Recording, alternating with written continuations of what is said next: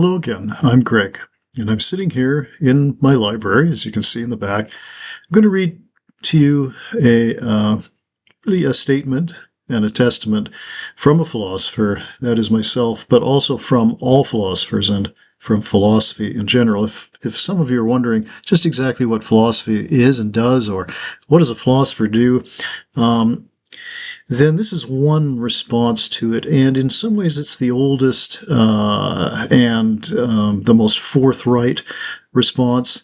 And of course it comes from Socrates in Plato's account of the Apology, which of course is Socrates' defense against the Athenian state, who charged him with corrupting youth, and for that demanded the death penalty. So this piece is called On Corrupting Youth, and it's what I do.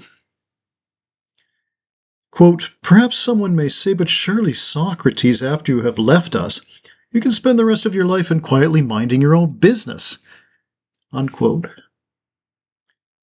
While the age range and definition of youth has altered over the millennia, and while its current designation surrounds a more physiological conception, that of adolescence, what has remained within this phase of life are its social stakes. Youth represent an unfinished present, an unused voucher of the future, an investment as yet uncashed. And the rest of us are joint stockholders, collective stakeholders in this investment. But what is the character of the portfolio itself? In what company do we invest? And, the more so, in whose company do we thus keep? I am a social philosopher, by trade and by character, and as such am a nominal member of a guild whose apical ancestor is Socrates, the smugly annoying interlocutor and critic who, on the charge of corrupting youth, was executed by the Athenian state. Now, there were numerous philosophers before Socrates, usually referred to as, unimaginatively but appropriately, the pre-Socratics. Most luminous, perhaps, of this clique were Heraclitus and Parmenides. But though tantalizing fragments of this, the earliest period of Western thought, remain, it was in Plato that we first meet the character who would revolutionize the arts and acts of thinking.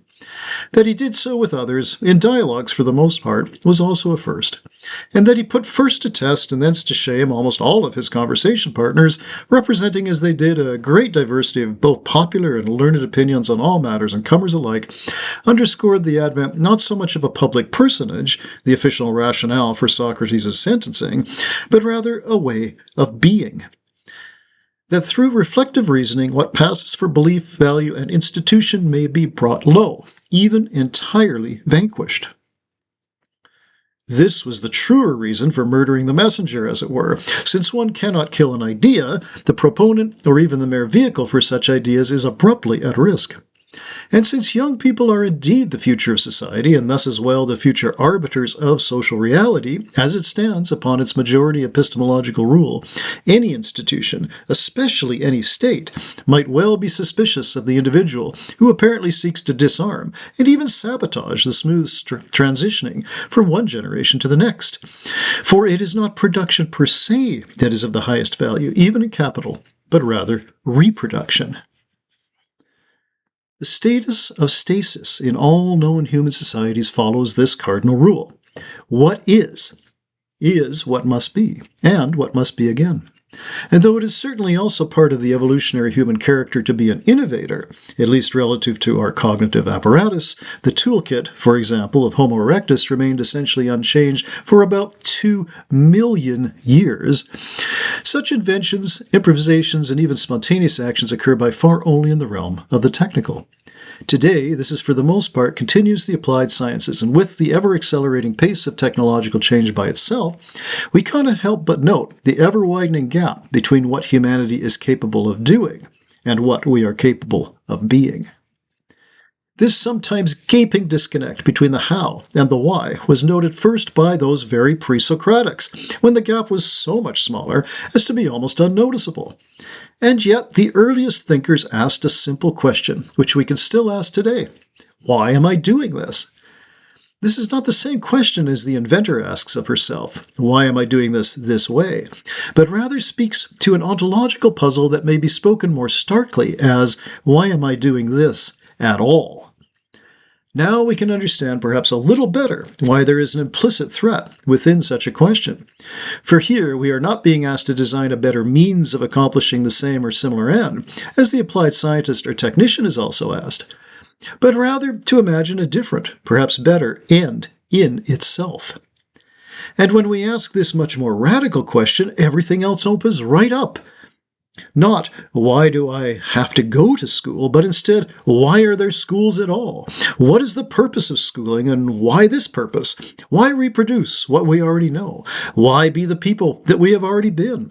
Why believe in what our ancestors believed? Why is our society something that must be defended? Why do I imagine that I am superior to others? What is the truer nature of truth?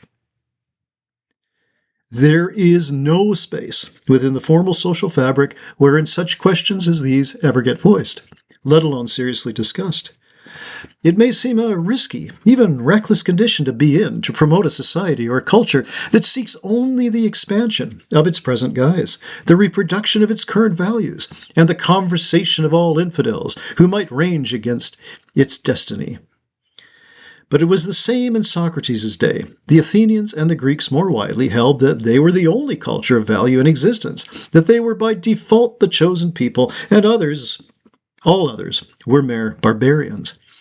And even some of the greatest minds of the Hellenistic period following Plato kept up this charade, including Aristotle himself. The thinker is still a child of his time, yes, but by engaging in authentic dialogue and serious reflective thought, he begins to realize that his assumptions are often mistaken, especially about others to self. Young people the world over exist momentarily in a cultural space which is liminal.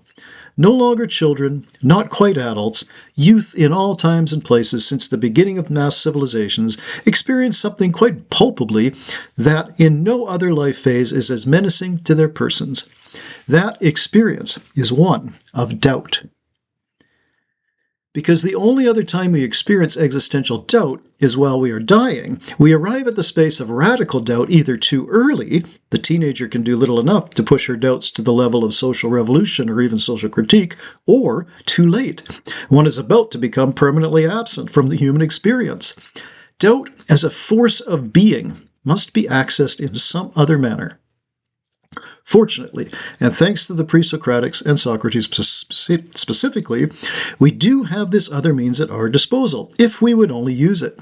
For it is through philosophical doubt, the hermeneutics of suspicion, as Paul Ricoeur has called it, upshifting itself into an effective historical consciousness, as his hermeneutic German counterpart Hans-Georg Gadamer had it, that a human being can practice doubt as a matter of course throughout the life course. And it truly is a practice, not unlike some other regular set of actions taken in light of other aspects of our human health, such as yoga, meditation, or even diet.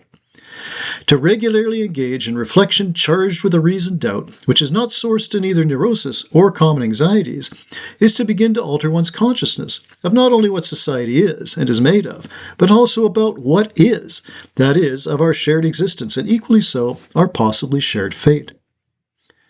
But to do so, and especially to do so publicly and with others, is not without its patent and potent risks.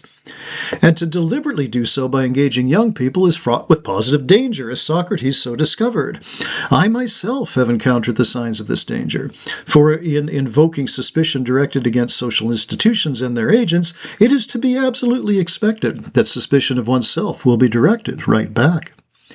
Since I retired from my professorship and chairpersonship in a large university setting, I have been summarily rejected by the schools, by NPOs and NGOs that sponsor youth activities, by publishers too concerned about the commercial repute of their catalogs to publish my work, refused by a library which stated that the content of my fictional work was unsuitable for youth, even though I wrote it for young people, and the UK publisher suggested an age range of 14 to 24, and no news media will publish my editorials.